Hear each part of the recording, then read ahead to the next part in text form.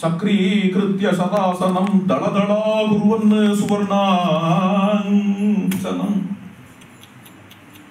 கதம் யுத்தம் பவிஷ்யதி கதம் யுத்தம் பவிஷ்யதி. ஆகாசத்துல தேவாலாம் கூடிட்டா, ரிஷிகள்லாம் கவலைப்படுறா, இந்த யுத்தம் எப்படி நடக்குமோ எப்படி நடக்குமோ எப்படி நடக்குமோ. ராமச்சந்திர பிரபு ஒத்தர் தான், ராட்சசாலாம் 14,000 பேர். ராமரிடத்திலேயோ படை எதுவும் கிடையாது, ராட்சசாலோ பெரிய படையோட வந்தவா. ராமரிடத்திலேயோ யானை தேர் எதுவும் கிடையாது, வெறும் காலாள். ராட்சசாலாம் பெரிய குதிரைகள் யானைகள் எல்லாத்தையும் வச்சுட்டு இருக்கிறவா. இந்த யுத்தம் எப்படி நடக்க போறதோ தேவாள்லாம் வேற கவலைப்படுறா, ரிஷிகள்லாம் வேற கவலைப்படுறான்னு ஒருத்தர் உபன்யாசம் பண்ணிட்டு இருந்தார் ஒரு சபையில. எந்த சபையில என்ன, குலசேகரன் ராஜா பேர், கேரள தேசத்து ராஜா. அந்த ராஜாவோட சபையில உபன்யாசம் நடக்கிறது. யார் யார் எப்படி கேட்கிறாளோ அதுக்கு ஏற்ற மாதிரிதான் உபன்யாசமும் அமையும். ரொம்ப ரசிச்சு கேட்டா அப்படின்னா நீங்கள்லாம் கேட்குற மாதிரி, ரொம்ப ரசிச்சு கேட்டா அதுக்கு ஏற்ற மாதிரி உபன்யாசம் அமையும். ரொம்ப டல்லா கேட்டா இவாளுக்கு இது போதும் உபன்யாசமும் டல்லாயிடும். எழுத்தாப்புல உட்காந்து ரசிக்கிறவாளுக்கு ஏற்ற மாதிரி தான் பிரவச்சனம் அமையும். ராஜாவே இங்க உட்காந்து அவ்வளோ ரசிச்சு கேட்பாராம். கேட்கறாங்கிறதுக்காக இந்த பௌராணிகரும் ரொம்ப ஓவரா சொல்லி விட்டார். இப்படி கவலைப்படுறா அப்படி கவலைப்படுறா, ஒரே ராமர் தான் 14,000 ராட்சசால், என்ன நடக்குமோ ஏது நடக்குமோன்னா உட்காண்டிருந்த ராஜாவுக்கு எங்கேந்தோ ஒரு உத்வேகம் கிளம்பிட்டு உடனே பட்டு இப்படி திரும்பினார் ராஜா. கடப்பு சேனைய அப்படி ஒரு கர்ஜனை பண்ணார். ராஜாவோட ஆர்டர் என்னடா அது, என்ன பாவத்தில் இருக்காவத்துல, ஏன்னா ராஜா மட்டும் இல்லை, இவர் பாகவதனும் வேற, ஆழ்வாரும் வேற.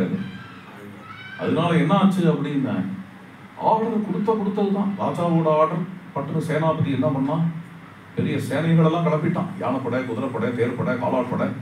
சங்கநாதம் கேட்கறது, இப்பயே நம்ம பஞ்சவட்டிக்கு போனோம், பெருமாள் ஒத்தரா இருக்காராம், லக்ஷ்மணர் கூட மன்னிய பாத்துக்கிறதுக்காக இருக்காராம், ராமச்சந்திர பிரபு ஒத்தராதான் இருக்கார், யாராவது அவருக்கு சகாயம் பண்ணியாகணும், கைகரியத்துக்கு நம்ம எல்லாம் புறப்படணும் அப்படின்னு பெரிய டமாரங்கள்லாம் அடிக்கிறது, பெரிய டூட்டு கிளம்ப போறது. அந்த பாவத்திலே அவர் கீழே இறங்குங்க. சில பேர்லாம் ட்ரை பண்ணி பாக்குறோம். பௌராணிகர் கதை சொன்னாரு, அவரை போய் திட்டுறா, ஏயா இப்படி சொல்ல, கொஞ்சம் அடக்கி வாசியா என்ன ஆச்சு. அதுக்கப்புறம் புஷ்பகாரூட ராமம், புஷ்பக விமானத்துல ராமச்சந்திர பிரபு வரத தரிசனம் பண்றார். ராமர் வந்து குலசேகர ஆழ்வார்ட்ட வந்து, என்னப்பா என்ன எங்க கிளம்பிட்டு இருக்க?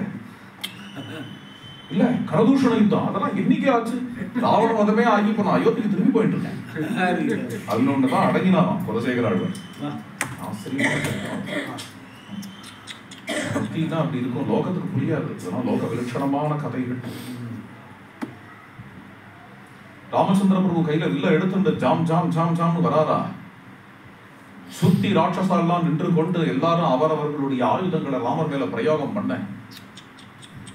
ராமர் வில்ல வளைச்சார். எப்படி வளைச்சார் அப்படின்னு, இப்படி வளைச்சார். 2 பக்கம் அம்புரா துணி. இடது கையினால வில்ல பிடிச்சுட்டு இருக்காரு, வலது கையினால பானத்தை எடுத்து பிரயோகம் பண்றார். தேவைப்பட்டா அப்புறம் வலது கையினால வில்ல பிடிச்சுக்கிறார், இடது கையினால பானத்தை எடுத்து பிரயோகம் பண்றார். அப்புறம் இடது கையினால பானத்தை எடுத்து பிரயோகம் பண்றார், வலது கையினால வில்ல பிடிச்சுக்கிறார்.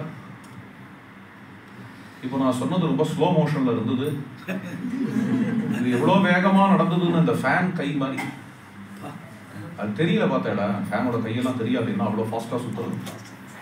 அது மாதிரி இவருக்கு நாததானம் சலாம் கோரானு நம் சந்தம் ஸ்ரீமுகானு கார்முகம் விகர்ஷந்தம் ராமம் பச்யாமி சயுகே.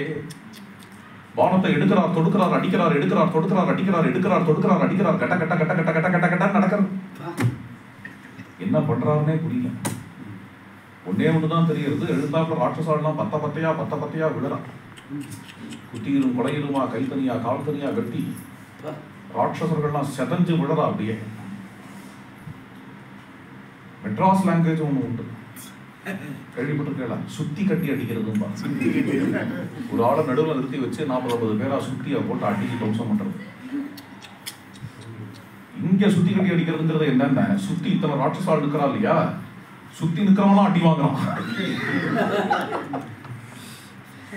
அப்படி மொத்தத்துக்கு துவம்சம் பண்ணிட்டு அபாரணிய கோதண்டபாணியா திரும்பி வர எல்லா மகர்ஷிகளும் விசேஷமா ராமரை வேத மந்திரங்கள் சொல்லி ஆசீர்வாதம் பண்றா. சர்வம் ஜெயதீது மந்திரம் குகையில இருக்கிற சீதாதேவி காதல விழுந்தது, தேன் வந்து பாஞ்சா மாதிரி இருந்தது. ராமரை ஜெயிச்சு விட்டார். லைட்டை முடிச்சுன போன்றோம். இப்போ தைரியமா வெளியில வேகமா ஓடி வந்தான். பிரபு ஜெயிச்சுட்டார் அப்படின்னு ஓடி வந்து இத்தனை ரிஷிகளுக்கு எழுத்தாப்புல பரபரப்புல இவ்வளவு பேர் இருக்காளையும் கூட பார்க்காம தம் திருஷ்டுவா சத்ருஹந்தாரம் மஹர்ஷீணாம் சுகாவகம் பபூவ திருஷ்டா வைதேகி பர்த்தாரம் பரிஷஸ்வசே. ஓடி வந்து அபாரணிய கோதண்டபாணியா நிற்கக்கூடிய ராமச்சந்திர பிரபு விசேஷமா ஆலிங்கனம் செய்து கொண்டாள்.